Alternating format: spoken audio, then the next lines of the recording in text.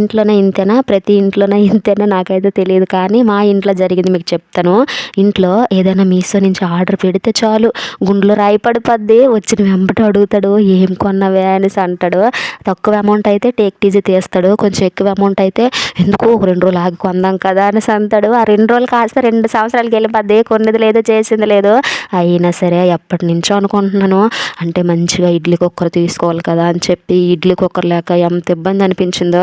ఇడ్లీ తినాలనిపిస్తే చాలు ఇడ్లీ కొట్టుకు వెళ్ళడం, ఒక 30 రూపాయలు, ఒక 40 రూపాయలు టిఫిన్ తెచ్చుకోవడము. కానీ అంత ఎక్కువ తృప్తి అనిపించదు. అంటే ఏదో తిన్నామంటే తిన్నామనిసి అన్నట్టు. అదే మన చేయితో పెట్టుకుంటే అబ్బాయి ఎంత హ్యాపీ అనిపిస్తుందో. ఫైనల్గా మా ఆయన ఏమన్నా పర్వాలేదు, తిట్టినా పర్లేదు, ఏం చేసినా పర్లేదు అని చెప్పి ఇడ్లీ కుక్కర్ అయితే ఆర్డర్ అయితే చేశాను. అమౌంట్ ఎలా దాచానంటే రోజుకు ఒక 100 రూపాయలు పక్కన పెట్టాను అనమాట. ఆర్డర్ పెట్టేశాను ఫస్టే. ఇంకా ఆర్డర్ ఒక 5 రోజుల్లో 4 రోజుల్లో వస్తుంది అనగా 100 తీసి పక్కన పెట్టాను. అక్క ఇంతకు సోదాల్లో చెప్తున్నావు, మ్యాటర్ చెప్పాను అంటారు కదా, అక్కడికే వస్తున్నాను. ఇడ్లీ కుక్కర్ వచ్చి నాకైతే 416 రూపాయలు అయితే పడిందండి. అబ్బాయి ఎంత బాగుందో క్వాలిటీ వచ్చి. మరీ ఎక్కువ క్వాలిటీ అని చెప్పను, అలాగని చెప్పి పూర్గా ఉందని కూడా చెప్పను, మీడియంలో చాలా బాగుంది.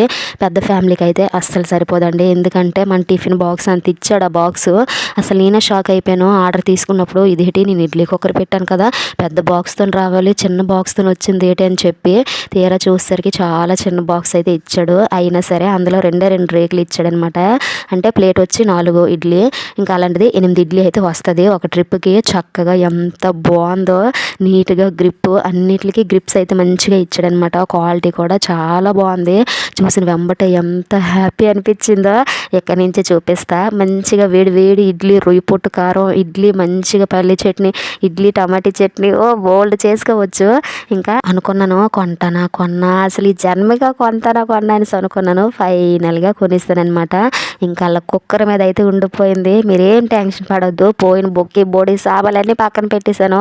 ఆ సామాన్లన్నీ తీసుకెళ్ళి స్టీల్ సాపాడు మొఖం మీద పడితే మంచి కుక్కర్ అయితే నాకు ఇస్తాడు. కొంచెం అమౌంట్ పట్టుకోవాలిరా, ఒక 500 అలా పట్టుకుంటే మంచి కుక్కర్ అయితే వస్తుంది. అందులో మంచి పులావులు, బిర్యానీలు అయితే చేసుకోవచ్చు.